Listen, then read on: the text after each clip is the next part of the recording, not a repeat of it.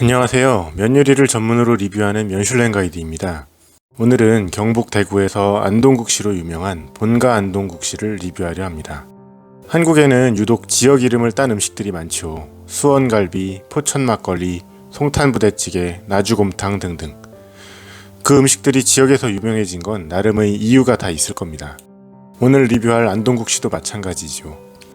안동 지역은 양반들이 많이 살고 먹을 게 참 많았답니다. 안동소주, 안동찜닭, 안동간고등어, 안동갈비와 한우도 유명합니다. 안동국시는 양반들이 즐겨 먹던 고급 음식으로 원래는 은어나 꿩을 재료로 육수를 우렸는데 지금은 소의 사골육수에다 국수를 넣어 먹는 음식들이 대중적이랍니다. 안동국시의 원조는 현재 안동이 아닌 서울에 있다고 할 수 있다네요. 그중 해와칼국수와 소호정이 유명한데 여기 대구 본가 안동국시의 김홍철 사장님은 소호정의 창업주 김남숙 여사님과 고모와 조카 관계로 소호정에서 몇 달간 음식을 배워 2004년 대구에 내려와 이 식당을 열었고 짧은 시간 내에 인기를 얻어 여러 분점들을 냈다고 합니다. 해와칼국수와 소호정도 다음에 다녀오겠습니다.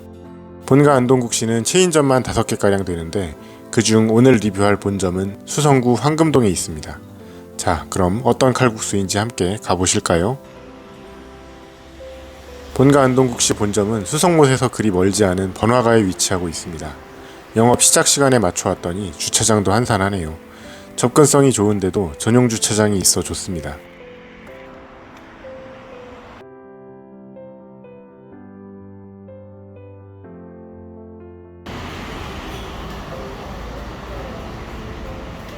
안으로 들어왔습니다. 내부가 상당히 넓고 대부분 룸으로 되어 있습니다. 2층도 있어요. 안동국시 하나 주문합니다. 국수가 나왔습니다. 비주얼 한번 보시고요. 뽀얀 사골육수에 국수가 있고 위에는 후추와 생파가 올라가 있네요. 우리가 흔히 먹는 설렁탕 국물에 국수사리가 들어가 있는 모양새입니다. 양은 많거나 적지 않은 적당한 수준입니다. 양지로 보이는 고기도 있고 사기 그릇에 담겨 나와 음식과 잘 어울립니다. 먼저 국물 맛을 봅니다. 진합니다. 딱 곰탕 육수 맛인데 조금 연하고 부드럽습니다. 면을 먹어봅니다. 면은 약간 퍼진 듯한 면이고 매우 부드럽습니다. 그런데 약간의 탄력이 느껴지네요. 국물을 한껏 머금어 간이 잘 배어 있습니다. 전체적인 맛은 전형적인 사골 육수에 국수사리를 말아먹는 맛으로 익숙한 맛입니다.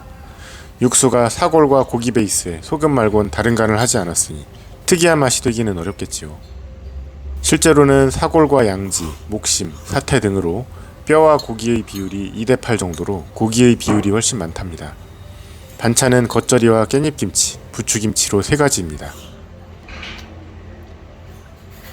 겉절이는 맛이 특이하지 않은데 깻잎과 부추, 이 2가지가 압도적인 맛을 보여줍니다. 국수사리와 함께 먹으니 정말 맛있네요. 상대적으로 평범한 국수의 맛을 끌어올려줍니다. 이 3가지 반찬은 서울 소호정도 똑같이 나옵니다. 기술을 거기서 배워온 데다 일하던 조리장도 한 분 모셔왔다고 하니 맛도 거의 유사할 거라 생각합니다. 원래 안동국시는 은어와 꿩, 양지 등을 육수 재료로 하고 양반들이나 먹는 매우 고급 음식이었답니다. 대충 봐도 그때 당시 구하기 정말 어려운 최고급 재료들로만 육수를 우렸네요. 한국은 옛날부터 밀가루가 귀했는데 안동 지역에서 그나마 밀 재배를 하는 데다 콩밭이 많아 콩가루를 밀가루와 적정 비율로 섞어 국수를 만들어 먹은 것이 안동국시랍니다. 콩가루를 섞은 건 맛 때문이 아니고 밀가루가 귀했기 때문이라네요. 여기도 전에는 콩가루를 섞은 면이 있었는데 사람들이 찾지 않아 2-3년 전부터 판매를 중단했답니다. 라면도 끊임없이 단종되고 새로운 제품들이 쏟아져 나오지요. 신라면, 진라면, 삼양라면 같은 오래된 라면들은 꾸준히 인기가 있으니 오래가는 것이고 잘 안 팔리는 라면들은 단종될 수밖에 없어요. 전통 음식들도 계속 인기가 있어야 명맥을 이어나갈 수 있을 겁니다. 사실 저는 국수 자체의 맛은 정말 특별함을 느끼기 어려웠습니다. 흔히 먹는 사골육수에 밥 대신 국수를 마른 맛. 그런데 깻잎김치와 부추김치가 함께함으로 좀 특별해진다 정도입니다. 같이 먹어서 만족도가 높아지는 음식들도 많이 있지요. 치킨을 그냥 먹을 때의 만족도가 100이라면 콜라와 함께 먹으면 120 정도로 뜁니다. 맥주와 함께라면 수치가 얼마나 될까요? 저는 200에서 250 정도 되지 않을까 합니다. 삼겹살과 소주는 어떤가요? 만화 슬램덩크에서 김수겸 한 명이 들어가 상향이 전혀 다른 팀이 되는 것과도 일맥상통합니다. 국수 자체의 맛은 평범하지만 깻잎과 부추는 맛이 정말 비범하네요. 약간은 무겁고 느끼한 국수의 맛과 찰떡궁합으로 잘 어울립니다. 사실 한번 먹어보고 이 음식의 가치를 논한다는 게 많이 조심스럽습니다. 서울에서 몇 군데 더 먹어보고 나면 결론을 내릴 수 있을 거라 생각합니다. 왠지 저보다 좀 더 나이가 지긋하신 분들이라면 제가 아직 느끼지 못하는 것들을 느끼실 수 있지 않을까 생각해봅니다. 설렁탕과 곰탕의 차이점을 아시나요? 설렁탕은 뼈국물 중심, 곰탕은 고기국물 중심이라고 할 수 있습니다. 설렁탕은 뼈를 고아야 하므로 거의 24시간을 붙어서 이물질 제거를 해야 합니다.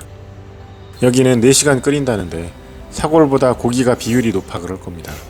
거기다 6가지 야채가 들어간다는데 조금은 더 가벼운 맛이 느껴집니다. 아마 대파, 양파, 마늘 같은 것들이겠지요. 가격은 9,000원인데 체감상 많이 비쌉니다. 그래도 100% 한우이기에 약간은 이해 가능합니다. 여기도 명동교자처럼 작은 사이즈의 조밥이 무료입니다. 먹고 부족할 정도는 아니에요.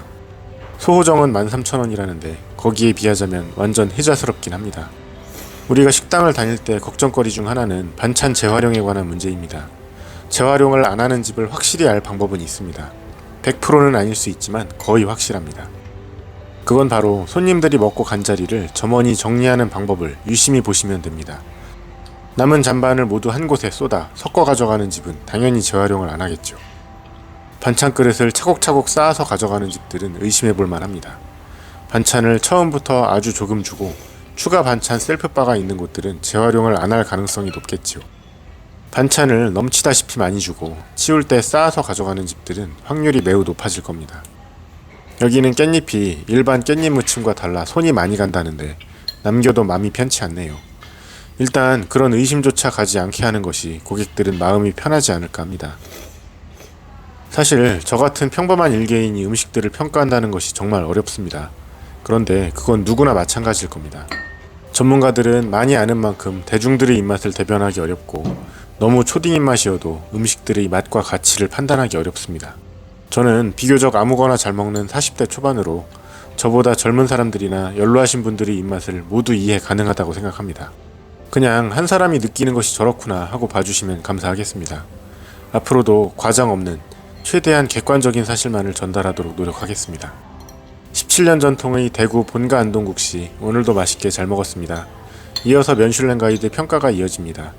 지극히 주관적인 평가이니 참고로만 하시면 될 듯합니다.